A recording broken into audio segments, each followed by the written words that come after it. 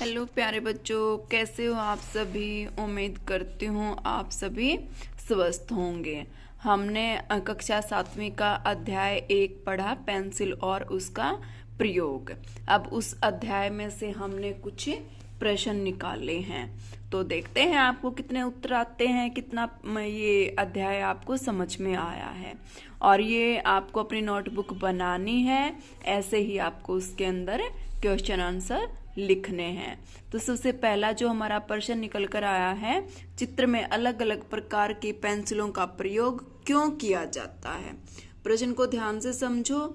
चित्र में अलग अलग प्रकार की पेंसिलों का प्रयोग क्यों किया जाता है। उत्तर है विभिन्न प्रभावों को दिखाने के लिए। अगला प्रश्न है, विभिन्न ग्रेडों के अनुसार पेंसिल में क्या बदलाव आता है। विभिन्न ग्रेडों के अनुसार पेंसिल की कोमलता यानी कि सॉफ्टनेस और मोटाई बढ़ती जाती है।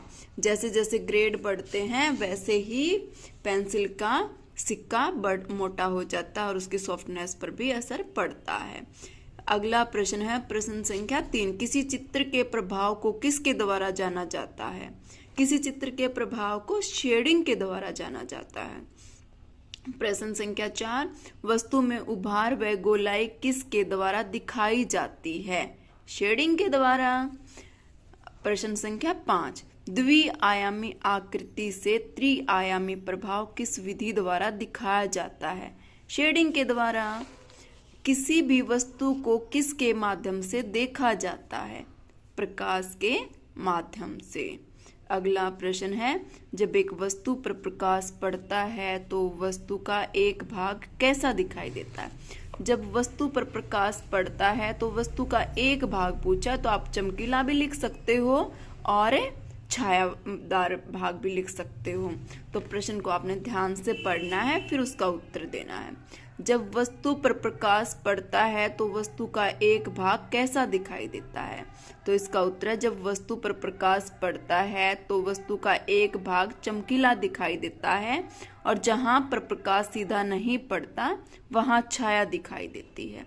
अगला प्रश्न है, प्रकाश व छाया वाले भाग को कैसे दिखाया जाता है। विभिन्न ग्रेड की पेंसिलों से। तो हमने ये इस अध्याय से 8 प्रश्न निकाले हैं। आप भी इनका अभ्यास करेंगे, अच्छे से अपनी नोटबुक बनाएं, उसमें इस तरह से ये प्रश्न और उत्तर लिखें। Thank you.